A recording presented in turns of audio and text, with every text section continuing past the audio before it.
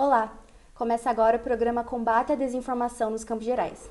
Eu sou Larissa Honório e o tema da conversa de hoje é o projeto de lei que prevê a regulamentação das plataformas digitais no Brasil.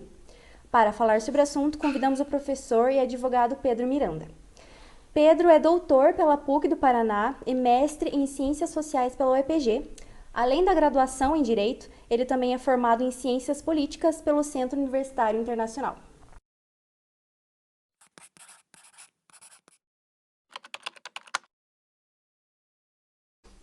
O projeto de lei 2630 institui a Lei Brasileira de Liberdade, Responsabilidade e Transparência na Internet.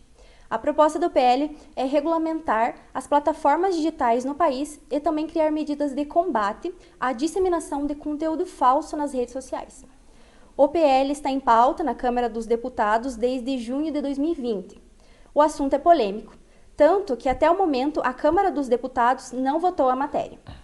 Enquanto o Congresso não avalia o projeto, o problema da desinformação no país só cresce. Professor Pedro, para começar a conversa, o senhor pode destacar os principais pontos do projeto 2630, também conhecido como PL das Fake News? Perfeito. Bom, boa tarde, Larissa, boa tarde a todos.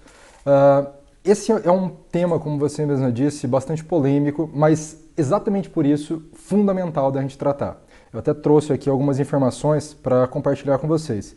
Como você disse, o PL busca regulamentar as Big Techs, ou seja, as plataformas de conteúdo digital. WhatsApp, inclusive WhatsApp e Telegram, né, as plataformas de mensagem, mas também Facebook, Twitter, TikTok, Instagram, Google.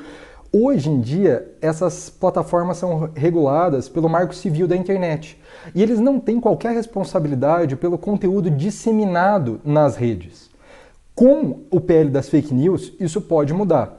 Isso não significa que eles vão ser responsabilizados sempre, em qualquer situação.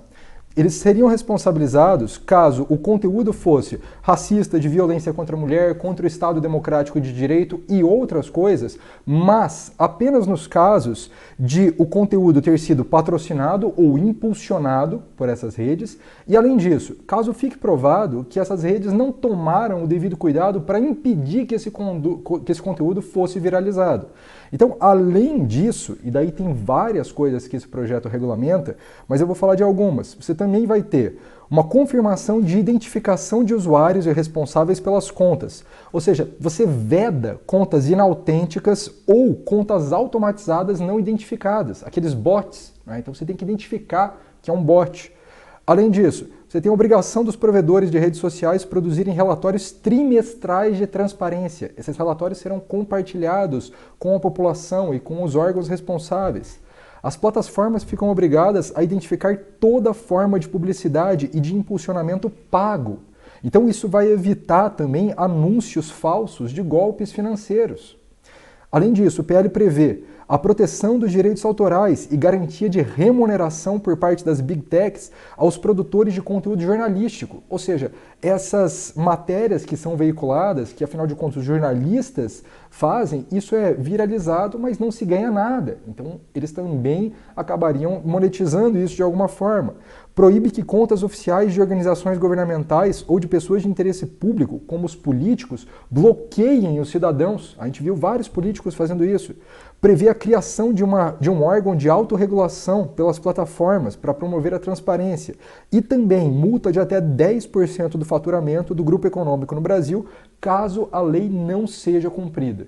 Então são várias coisas aí em discussão e esse projeto tenta realmente mudar o acesso à internet no Brasil. E é muito necessário que a gente discuta isso. Na União Europeia, 27 Estados-membros já aprovaram uma legislação que regula o mercado digital para as maiores plataformas digitais do mundo, geralmente conhecidas como Big Techs. A pergunta é, por que as Big Techs estão usando, inclusive, de desinformação para não aprovar o PL 2630 no Brasil? Por que essas corporações são contra o PL no nosso país? É complicado, mas basicamente o discurso de ódio rende.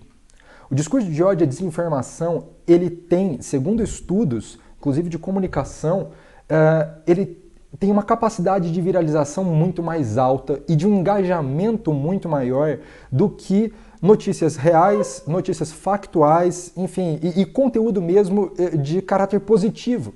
Um conteúdo visando solidariedade, enfim, aí uma melhor convivência entre as pessoas. Não, é muito mais interessante para as Big Techs que esse conteúdo de desinformação e discurso de ódio seja compartilhado, porque, como eu disse, viraliza e com essa viralização as Big Techs acabam ganhando muito mais dinheiro, né? E acabam conseguindo monetizar, inclusive, em torno desses conteúdos. Bastante complicado isso, né? E a gente percebeu que não só as Big Techs acabam ganhando com isso. Você tem uma criação de um círculo vicioso, porque determinadas pessoas de muito poder, seja grandes empresários ou mesmo políticos, não é, acabam se valendo desse discurso de desinformação. Uma sociedade desinformada, uma sociedade não bem educada, é interessante para viabilizar certos projetos políticos de manutenção de um status quo, né? De manutenção de uma concentração de poder, inclusive. Então, você tem o quê? Essa baixa regulamentação dessas redes pelo direito, pelo Estado de Direito, acaba promovendo determinadas dominações no campo das redes sociais que já são verificadas em outros campos. Então, dominações de ordem econômica, de ordem social, de ordem política e determinadas pessoas que já com grande poder acabam se valendo disso. Então, bastante complicado. E daí a gente pode imaginar que, inclusive, além das famosas bancada da bala, bancada do boi, que a gente tem na Câmara, a gente também está verificando uma bancada digital. Uma bancada digital, mas pró-Estado mínimo, pró-não regulamentação justamente dessa atividade, viabilizando uma ideia de que liberdade de informação, ou melhor, liberdade de expressão, seria sinônimo de liberdade de opressão, o que é uma enorme bobagem. A liberdade de expressão não é um direito absoluto, ela não deve ser um direito absoluto como qualquer direito na nossa Constituição. Professor, o uso indevido e até mesmo a comercialização de dados dos usuários é um problema que a falta de regulamentação gera no Brasil. Isso compromete não apenas a gestão financeira, mas toda uma história de vida de pessoas que ficam à mercê de práticas criminosas. A legislação proposta no PL 2630 cria limites para esse problema que milhões de brasileiros e brasileiras enfrentam hoje? O problema é, sem dúvida nenhuma, grave, mas não. O PL 2630 não cria especificamente uma regulação para isso, para os dados pessoais não serem utilizados de forma indevida. Por quê? Porque esse assunto, em verdade, já está regulado em uma outra lei. Essa lei já aprovada, inclusive. Ela tem o nome de Lei Geral de Proteção de Dados Pessoais. É a Lei 13.709 de 2018. É claro, os assuntos são convergentes, porque são assuntos de ordem, principalmente dessas redes sociais, de compartilhamento de dados, enfim, de má utilização desses dados na internet.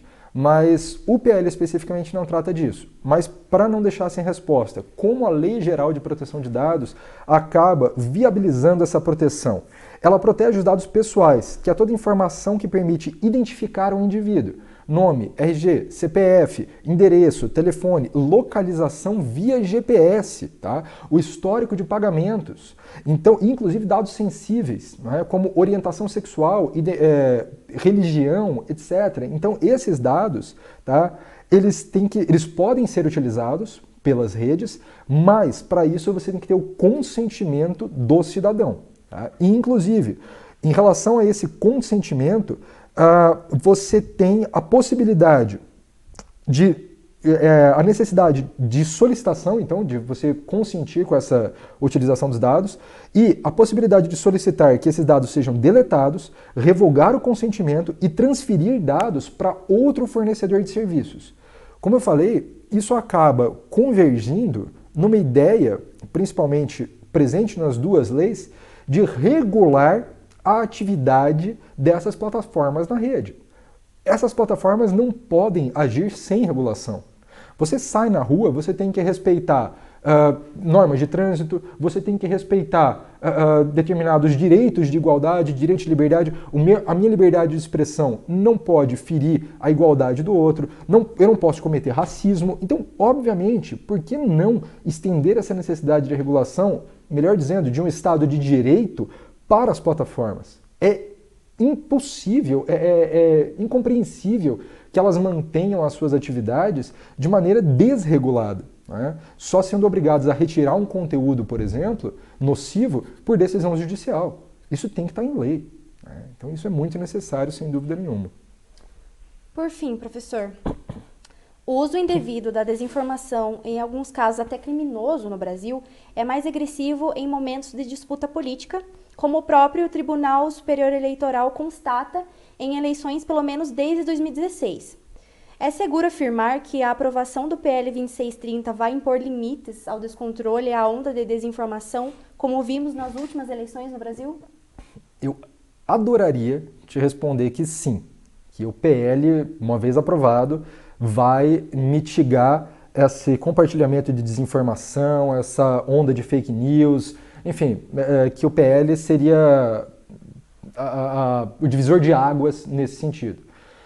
Não vai ser.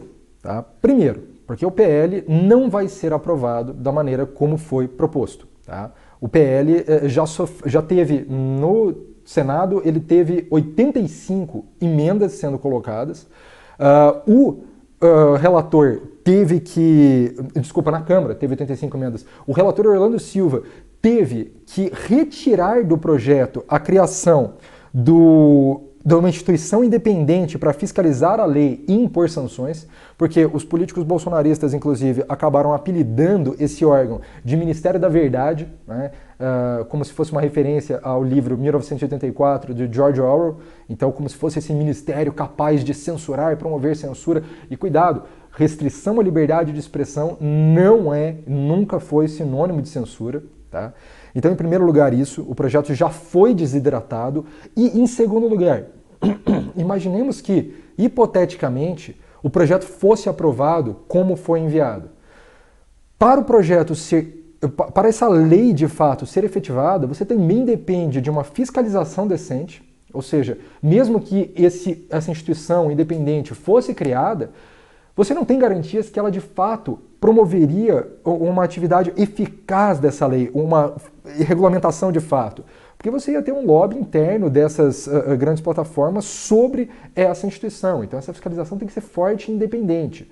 E, ainda assim, você depende também de um judiciário voltado para a efetivação dessa lei. E a gente sabe que o nosso judiciário acaba nem sempre se colocando favoravelmente a determinadas leis. Então é complicado, você tem que ter uma fiscalização da sociedade, um judiciário atuante, uma fiscalização independente, né? E a gente, infelizmente, está em vias de ver esse projeto ou não sequer aprovado, ou se aprovado, muito desidratado. Né? Eu torço muito para o projeto voltar com força, mas a gente viu que o Orlando Silva teve que retirar da pauta de votação porque tinha grandes chances de o projeto não ser aprovado. Então vamos torcer e vamos inclusive fazer uma pressão para que o projeto seja devidamente aprovado. Professor Pedro, muito obrigada pela entrevista e acaba aqui o programa Combate à Desinformação nos Campos Gerais. Até a próxima!